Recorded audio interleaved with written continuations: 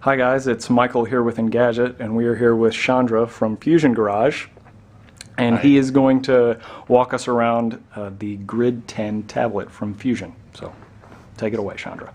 So you basically, to unlock the device, the innovation starts with the first screen. I can just sign in to unlock the device. That gets me to the home grid, which is like an endless space where you can throw your different apps. And if you look at the background, there's a perspective movement behind with the date and time following the movement. You have clusters that you can collapse and you can expand. And again, this is what we call motion picture class animations. You can see the flip in and flip out. If I want to basically change my background, I just tap on that, change background. I can just apply the change. If I wanted to edit the grid, that will allow me to move apps from out of a cluster and be by itself. And if I wanted to add stuff with that, I just drag that, and that helps me create a cluster. I can name it anything I want. Let's just call it fun.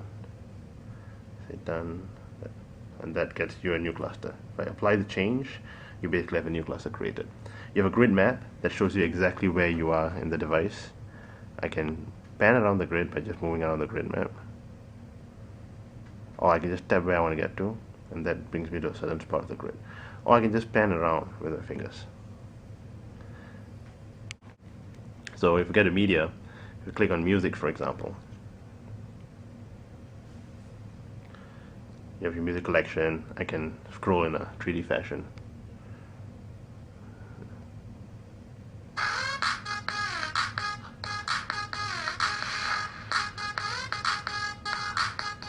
You can see the volume control is pretty intuitive. Go back to home, just move down to the top of the screen.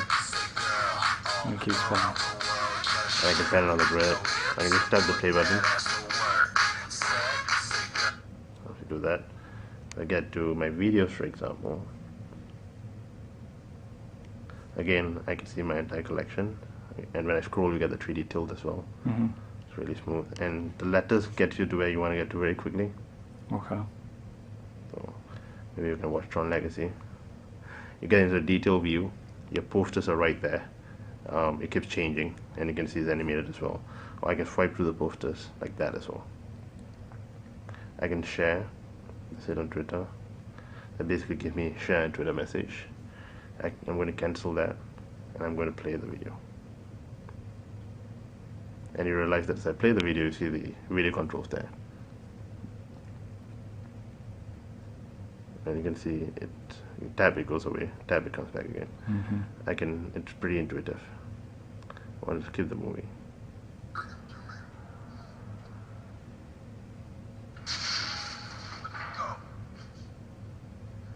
And the video is running really smoothly too. Yeah. So you can see the controls are really different, but they are pretty intuitive. I'm not even having the tablet facing me. So if I stop that, I go back to home, I'll be able to pick that up from the phone and continue from exactly the same spot. Okay. We can go in. Okay. So I'm going to click on the browser, and that brings you what we call the Chromeless browsing experience. And you can see the scroll is really smooth.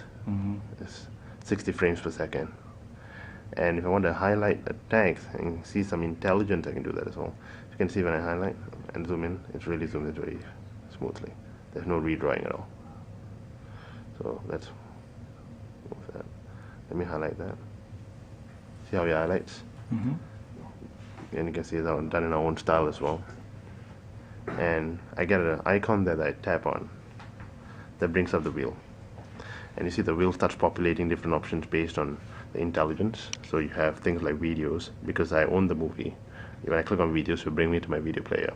Or I could do other stuff like, watch trailers or buy digital media. So in this case, I'm going to buy digital media. Let me just do that again, sorry. So let me just choose buy digital media. And that will bring in a second screen that allows you to expand. And these two screens are independent of each other. It's essentially Pretty like two much. browser Yeah, windows. so you can just see how you can zoom in, how you can zoom out, and how you can zoom in, and how you can zoom out here as well. So it's pretty cool. Yes. Very cool. And go back to home. If you want to see heartbeat, just do that. And Heartbeat is just your everything notifications. Yeah, you can see like this one intelligent stuff place. right there. You have all your different apps right here, your notifications right here, and then you have event information right here, and anything associated with the event information like traffic, intelligent stuff that you need to know, like, is that a nice restaurant around the place? All of that will appear around this area. Okay. If I want to switch back to, let's say, the Amazon App Store, just click on that, and that brings up the Amazon App Store. If I want to go back, just do a back gesture, that brings me back. Do that again, it brings me back. If you want to see calendar, for example, pretty cool looking camera. It is. So you can see your today view, your day view, your week view, and your month view. So your day view actually gives you a very different kind of view if you have information. So you actually link all the information right there for you. And if you have things like, location and all that stuff, the maps will all show up right here. Oh, just right in the bottom in right the hand calendar corner. as well, yeah. So if I've got an appointment today somewhere, then the map to wherever my all- appointment is If- populates. That's right. That's right. Okay. Let's do that. That basically gets you back to home. And a very slick looking phone as well. It's an all-screen design. There's only the power and the volume buttons. And if I just switch that on, again, I will sign in the same fashion. Mhm. Signs me in. And you notice how I have the same clusters here if I want to change the background.